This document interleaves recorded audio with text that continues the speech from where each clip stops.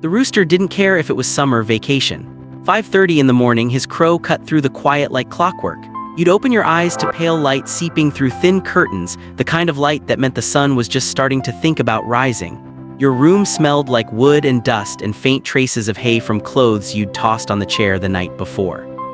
Downstairs, you could already hear it. The soft clatter of your mom in the kitchen, the hum of the old percolator, the creak of floorboards under your dad's boots. If you grew up on a farm, you know there are certain things about that life that stick with you forever. 5 things, really, that only people who lived it truly understand. This video walks through 5 everyday parts of farm life that defined what it meant to grow up there, from sunrise chores to quiet nights under the stars.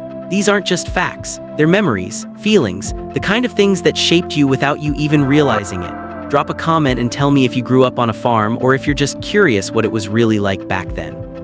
The first thing you need to understand is this: the farm didn't wait for you to be ready. The animals needed you, and they needed you early.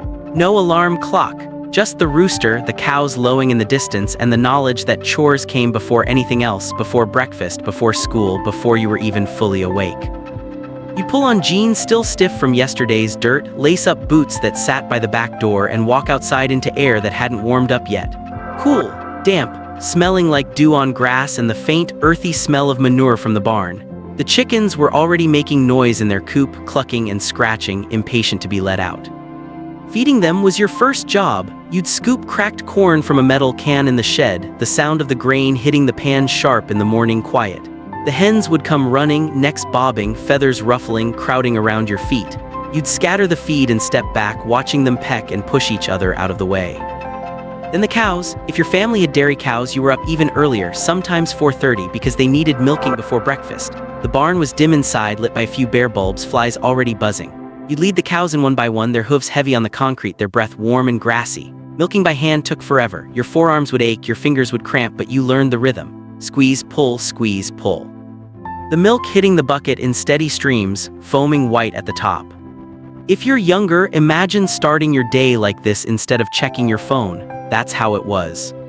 By the time you got back to the house, the kitchen was warm and smelled like heaven. Bacon sizzling in a cast iron pan, eggs cracked into butter, yolks bright yellow, toast in a wire rack, coffee brewing in the percolator, that rhythmic bubbling sound that meant everything was right with the world. Your mom stood at the stove, flour dusted on her apron, moving between stove and sink like she'd done this 1,000 times, because she had. You sat at the table, same chair every morning, and ate. Real food, fried potatoes, biscuits with jam, sometimes oatmeal in the winter, thick and sweet with brown sugar. Your dad sat across from you, reading the farm report in the newspaper, his coffee mug leaving rings on the wooden table. Nobody talked much. You were too tired, too hungry, too focused on fueling up for what came next. Because after breakfast, the work wasn't over. It was just beginning. Feeding the pigs, mucking out stalls, hauling water, stacking firewood, checking fences. If you were a kid, you didn't get to say no. You didn't get to sleep in. The farm didn't care if you were tired or if your friends were playing somewhere else. The work had to get done, and everyone in the family did their part. Your hands got calloused, your boots got caked with mud, and worse.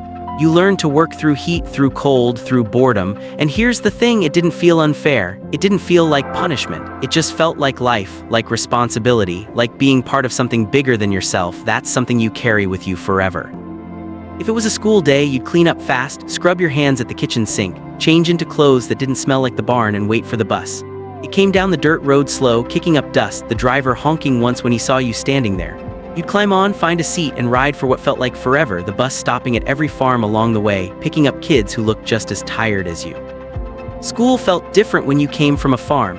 You'd sit in class trying to pay attention, but part of you was already thinking about what needed to be done when you got home. The teacher would talk about history or math, and you'd nod along, but your mind drifted to whether your dad had fixed the tractor, whether the weather would hold for haying, whether the new calf was doing okay. Town trips were rare, maybe once a week, maybe less. Your mom would drive into town for groceries or feed store supplies, and if you were lucky, you got to go along. The feed store smelled like grain and leather and motor oil. You'd wander the aisles while your mom talked to the clerk, looking at tools and seed packets and work gloves. Sometimes there'd be a stop at the hardware store or the general store, and if you'd been good, maybe a candy bar or a soda.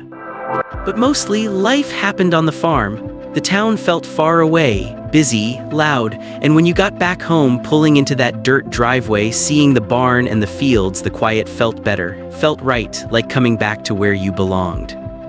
Summer on the farm was brutal. The kind of heat that soaked through your shirt by 9 in the morning and didn't let up until the sun went down. You'd work in the fields, haying mostly, and the dust would stick to your sweat, your arms would itch from the hay, your back would ache from lifting bales that weighed 60, 70, 80 pounds. Haying was a family event, sometimes a whole community event. Neighbors helped each other because nobody could do it alone. The tractor would pull the baler through the field, spitting out square bales one after another, and you'd follow behind, stacking them on a wagon. The work was mindless and exhausting. Lift, swing, stack, repeat for hours. The bales were scratchy and heavy, and if you weren't careful, the twine would cut into your hands. If you'd like a longer, deeper version of this story, tell me in the comments and write longer version. Now, let's keep going. At the end of the day, you'd all gather in the shade by the barn, passing around a jug of cold water or lemonade someone's mom had brought out. Your clothes were soaked through, your face was red, your hands were raw, but there was something about sitting there with everyone, nobody talking much, just breathing hard and drinking water that felt right, felt earned.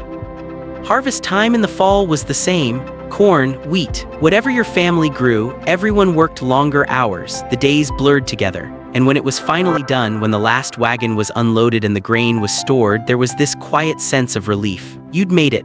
Another year, another harvest.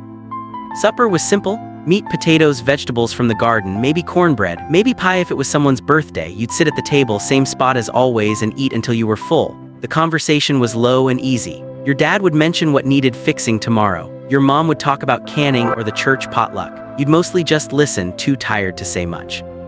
After supper, if it was summer, you might sit on the porch for a while. The crickets would start up, that steady hum that filled the whole night. Frogs down by the pond, the occasional low of a cow settling in for the night. The sky would turn pink, then purple, then dark, and the stars would come out, thousands of them, more than you could count, brighter than anything you see now in most places.